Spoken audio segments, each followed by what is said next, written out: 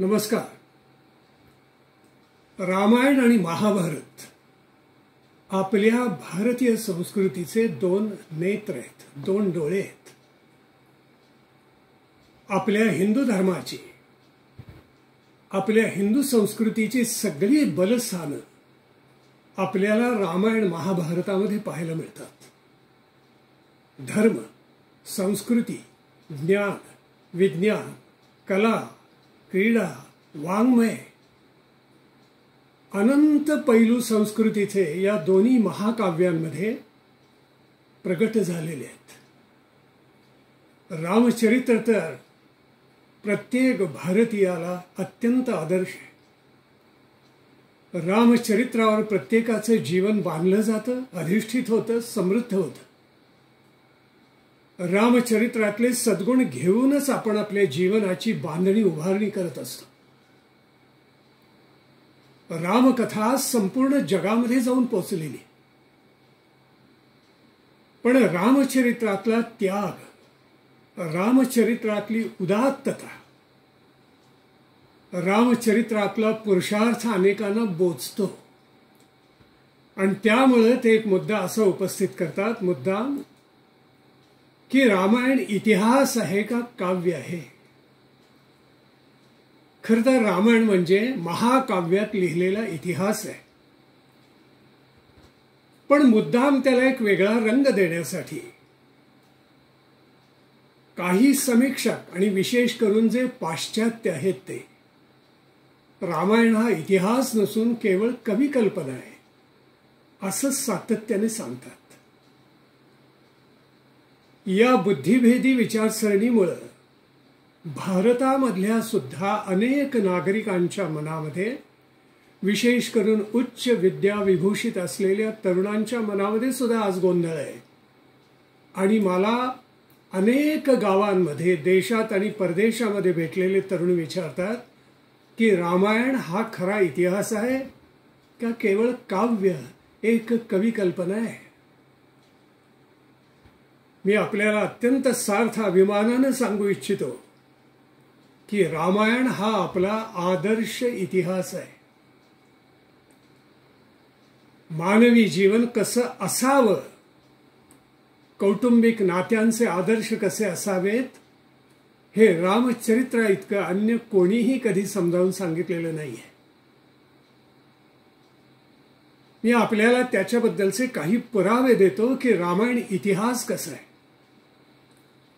पहिला पुरावा असा आपण ध्यानामध्ये घ्या की कोणत्याही काल्पनिक व्यक्तीची जयंती कधीही साजरी करत नाहीत. संपूर्ण जगाच्या इतिहासामध्ये याला एकही अपवाद नाही असं लक्षात घ्या. कोणती जर काल्पनिक व्यक्तिरेखा असेल तर तिची जयंती साजरी होत नाही, ती व्यक्तिरेखा ऐतिहासिकच लागते.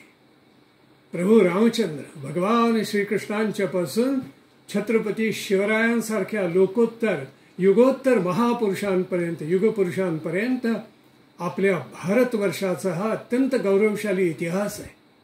हे ऐतिहासिकच आहेत आणि म्हणूनच त्यांची जयंती साजरी केली जाते. हा पहिला पुरावा. दुसरा पुरावा असा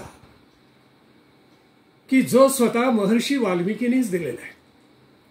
युद्धकांडाची सांगता करताना प्रभू रामचंद्रांनी रावणावरचा देदीप्यमान विजय मिळवून राक्षस कुल खंदून काढून रावणाचा वध केल्यानंतर प्रभू रामचंद्र ज्या वेळेला अयोध्येमध्ये परत आले त्यावेळी त्या युद्धकांडाची सांगता करताना महर्षी वाल्मिकींनी एक अत्यंत महत्वाचा पुरावा या रामायणामध्येच मांडलेला आहे.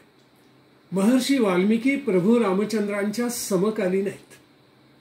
रामचरित्रामधल्या अनेक सुंदर, अनेक महत्वाच्या घटनांना ते साक्षीदार म्हणून उपस्थित होते. म्हणजे याला आपण चक्षुर्वयी सत्यम म्हणतो. हिंदीमध्ये याला आंखों देखा हाल म्हणतात. आणि ते खरंच आहे, डोळ्यांनी पाहिलेला इतिहास त्यांनी लिहिलेला आहे. आणि म्हणून त्यांनी उल्लेख असा केलेला आहे की पूजयश्च पठश्चैनम इतिहासम पुरातनम. ज्याचं पूजन करावं, ज्याचं पठन करावं, ज्याची आवृत्ती करावी, असा हा भारताचा श्रेष्ठ इतिहास आहे. इति ह आस याचा अर्थ हे असे घडले, म्हणूनच त्याला इतिहास असं म्हटलं जातं. ज्यांनी हा इतिहास लिहून ठेवला ते स्वतः महर्षी वाल्मिकीच रामचंद्रांच्या समकालीन आहेत आणि ते स्वतः लिहून ठेवतात की या महाकाव्यामध्ये मी ग्रथित केलेला हा इतिहास आहे. म्हणजे हा केवढा महत्वाचा पुरावा आहे, आपण खरोखर लक्षात घ्यावा. तिसरा पुरावा असा की जिथे प्रभू रामचंद्रांचा जन्म झाला असं वाल्मिकी रामायण सांगतं, ती अयोध्या नगरी आज सुद्धा भारतामध्ये आहे. ज्या लंकेवर प्रभू रामचंद्रांनी प्रचंड विजय मिळवला ती लंका आज भूगोलावर आहे. पाचवा आणखीन एक महत्वाचा पुरावा देतो आपल्याला, आणि तो पुरावा असा की रामायणामध्ये ज्या ज्या नद्या, जे पर्वत, जी नगर, जी जनपद या सगळ्यांचा उल्लेख केलेला आहे ती आज सुद्धा भारतवर्षामध्ये सुखाने नांदतायत. आपण स्नानाच्या वेळेला ज्या 7 नद्यांचा उल्लेख करतो, गंगे च यमुने चैव गोदावरी सरस्वती नर्मदे सिंधू कावेरी जलेस्मिन सन्निधिं कुरु, यांचा उल्लेख या 7 नद्यांचा रामायणामध्ये आहे. पंजाबमधल्या नद्यांचा उल्लेख आहे, महाराष्ट्रातल्या गोदावरीचा उल्लेख आहे, दक्षिणेकडच्या कावेरीचा उल्लेख आहे. या राष्ट्रामधल्या अनेक नद्यांचा उल्लेख गंगा यमुनांपासून वाल्मिकी रामायणामध्ये आहे. त्या नद्या आज जसाच्या तशा आपल्याला भारतामध्ये पाहायला मिळतात. ज्या पर्वतांचे उल्लेख, मग तो विंध्य असो, हिमाचल असो, सह्यगिरी म्हणजे सह्याद्री असो, पूर्वेकडचा महेंद्र पर्वत असो, लंकेमधले सुवेळाचल किंवा त्रिकुटाचल हे दोन्ही पर्वत असो, या सगळ्यांचा उल्लेख रामायणामध्ये आहे. ते सर्व पर्वत आज भारतामध्ये आणि लंकेमध्ये आपल्याला पाहायला मिळतात.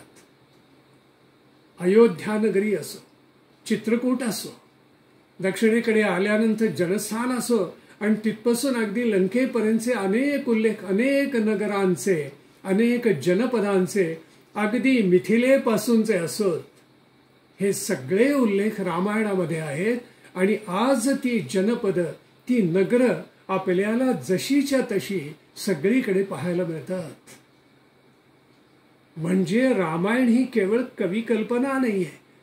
इतिहासात प्रभू रामचंद्र जिथे जिथे गेले, जिथे जिथे वावरले, जिथे त्यांनी पराक्रम केला, जिथे दुष्टांचं हनन केले, राक्षसांचा वध केला, आचार्यकुल निर्भय केली, ऋषीमुनींना अभय दिलं आणि प्रत्यक्ष या भारतामध्ये रामराज्य आणलं, ती सगळी स्थानं आज सुद्धा आपल्याला भारतामध्ये पाहायला मिळतात.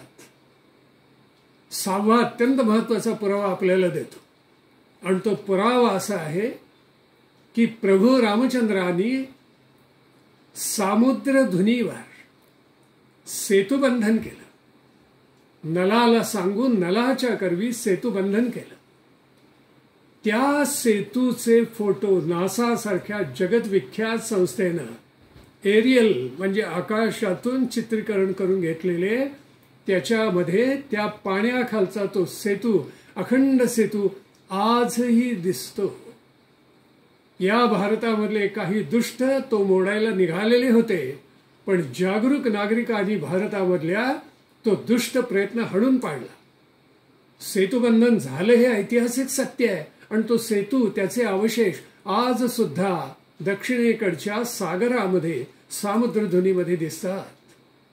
या सगळ्या पुराव्यांचा जर आपण विचार केला तर रामायण हे काव्य नाहीये, केवळ काव्यामध्ये, महाकाव्यामध्ये लिहिलेला तो इतिहास आहे. हे आपण सुनिश्चितपणे आपल्या मनावर बिंबून घ्यायला पाहिजे. अहो, होमरनी जो ग्रीक आणि रोमन लोकांचा इतिहास लिहिला तो सुद्धा महाकाव्यामध्येच आहे, पण त्यांनी लिहिलेली दोन्ही महाकाव्य इलियड आणि ओडिसी ही इतिहास म्हणून जगन्मान्य आहे. पण आमची महाकाव्य रामायण, महाभारत, आमचा इतिहास हा महाकाव्यामध्ये लिहिला गेला की दुष्टपणानं असं शिकवलं जातं की ही केवळ कविकल्पना इतिहास नव्हे. रामायण हा आपला अत्यंत उज्ज्वल इतिहास आहे आणि त्याचेच पुरावे मी आपल्याला आपल्या पुढे ठेवलेले आहेत, आपल्या चिंतनासाठी आपल्या पुढे ठेवलेले आहेत. या सर्व पुराव्यांचा विचार करता हे निर्विवादपणे सिद्ध होतं की रामायण हा आपला अत्यंत उज्ज्वल इतिहास आहे. मग त्याची मोडतोड कुणी केली ते मी तुम्हाला पुढच्या भागामध्ये निश्चित सांगेन.